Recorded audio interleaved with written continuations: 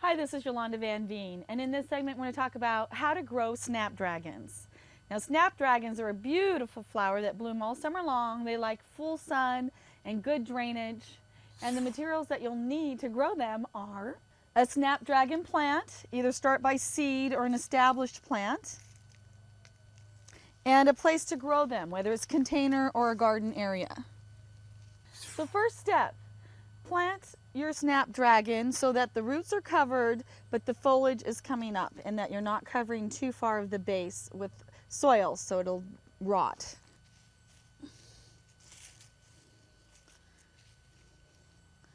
Next step, trim out all the dead foliage, or here in the fall the seeds, to save for next spring.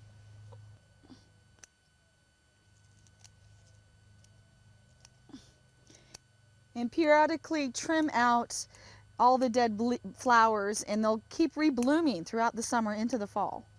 But I like to give my haircut about 1/3 of the plant. Let your snapdragons bloom through the fall, and then they die back. Collect the seeds, and you can start the seeds every spring. And a lot of times they won't come back from year to year if you live in a cold climate. But in a warm climate, many times they'll just keep blooming and come back the next year. They're a great plant for your garden.